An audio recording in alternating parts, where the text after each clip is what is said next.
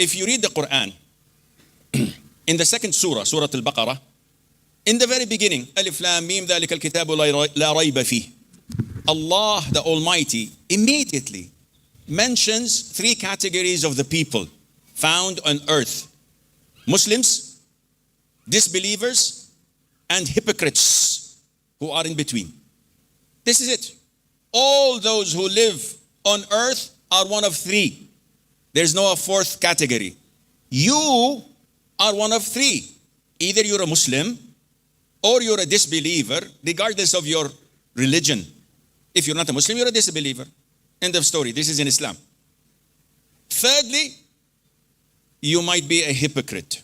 May Allah protect us all. Now, the disbeliever's identity is crystal clear because he has his way. We Muslims have our way. That's why in the salat, we read in every rak'ah, صراط الذين أنعمت عليهم غير المغضوب عليهم ولا الضالين. What does it mean? Say that we say in the Quran, oh Allah, guide us to the way, to the straight path, the way of those you have blessed, not the way of those who you have been angry with or that went astray. Also in Fajr Salat, in Maghrib Salat, in the Sunnah, not in the Fard. Every time في Sunnah al-Fajr and in Sunnah al-Maghrib, we recite in the first rak'ah, قُلْ يَا أَيُّهَا الْكَافِرُونَ.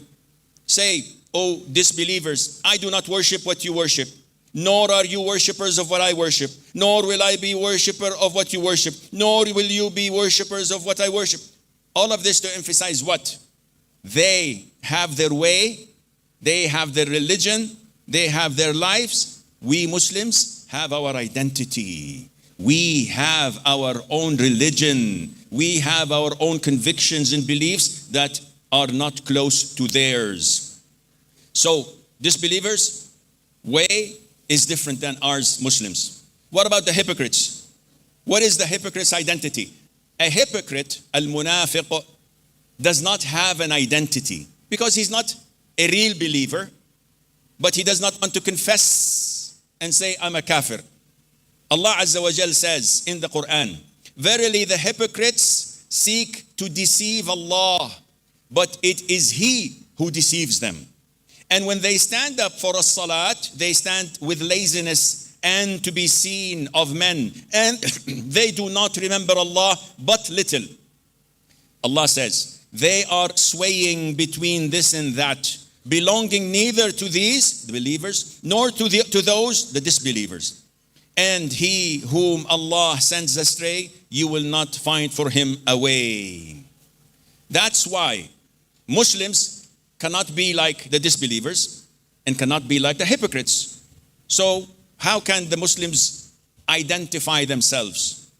We are obliged and ordered to express and show our identity by going against the disbelievers in their religion, in their convictions, in their customs, in every aspect that is well known to be theirs.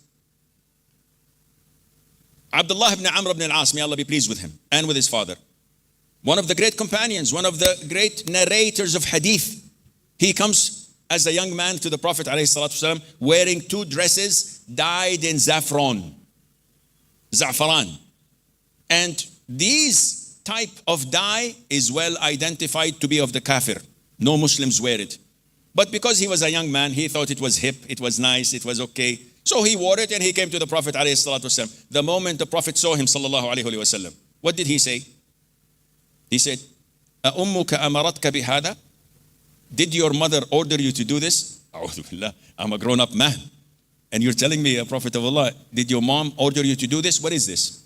This is a slap on the face. This is a wake-up call. What are you doing? You are one of the great companions. He needed this wake-up call. So he said, oh Prophet of Allah, I acknowledge my mistake. Should I wash them off? If I wash them, the saffron is gone and I have a good set of garments that I can wear. The Prophet said, no, burn them. Burn good clothes. Yes, this is your punishment. This is how you are being reprimanded, because you're not like anyone else. You are a alim, you're a scholar, you're a companion, so your punishment is not like layman. So the Prophet made a point, sallallahu alaihi wasallam, never to imitate or look